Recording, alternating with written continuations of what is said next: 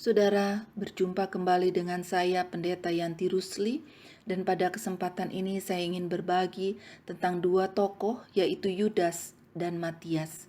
Saudara, bila kita mendengar nama Yudas, maka kita langsung teringat tentang pengkhianatannya kepada Yesus. Padahal Simon Iskariot ayahnya memberi nama Yudas, artinya terpujilah Yahweh dalam bahasa Ibraninya. Tentu dengan harapan agar kehadirannya dalam kehidupan senantiasa memuliakan Tuhan, membuat Allah dipuji dan diagungkan.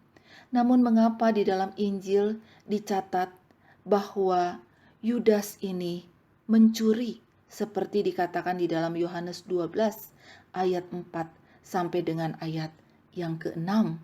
Ayat yang ke-6 saya akan baca. Hal itu dikatakannya bukan karena ia memperhatikan nasib orang-orang miskin, melainkan karena ia adalah seorang pencuri. Ia sering mengambil uang yang disimpan dalam kas yang dipegangnya. Saudara, ternyata bersama dengan Yesus, bila orientasinya adalah uang, maka apa yang diajarkan oleh Yesus tidak merasuk dalam hati, pikiran, dan jiwanya. Mengapa itu terjadi? Lukas 22 ayat 3-4 mengatakan, karena Yudas mempersilahkan iblis masuk di dalam kehidupannya, sehingga mempengaruhi orientasinya, tujuan, dan panggilannya. Bahkan ia sampai berunding dan menyerahkan Yesus kepada para imam. Nah, Bapak Ibu yang dikasihi oleh Tuhan Yesus Kristus, padahal keempat Injil mengatakan bahwa Yesus sudah memperingatkannya kepada Yudas.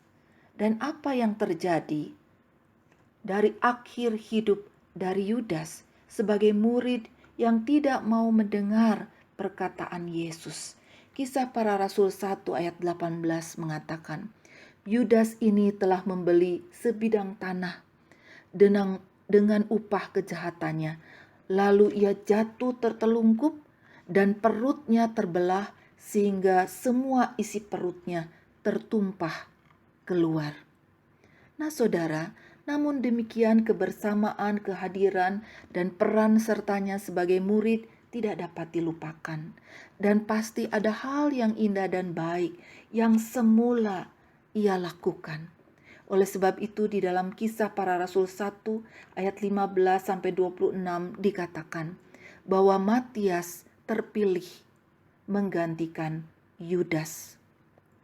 Matias terpilih karena dia adalah seorang yang senantiasa datang berkumpul dengan murid-murid Yesus, mulai dari baptisan Yohanes sampai kematian dan kebangkitannya.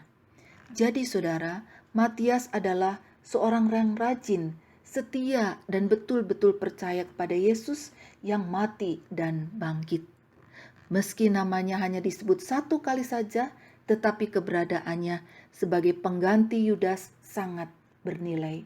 Teristimewa dalam pengelolaan keuangan, karena Yudas yang bertugas mengelola kas mereka, seperti yang dikatakan di dalam Yohanes 13 ayat 29.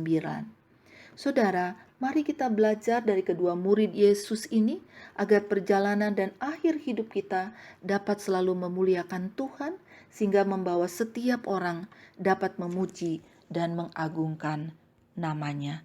Tuhan memberkati kita. Amin.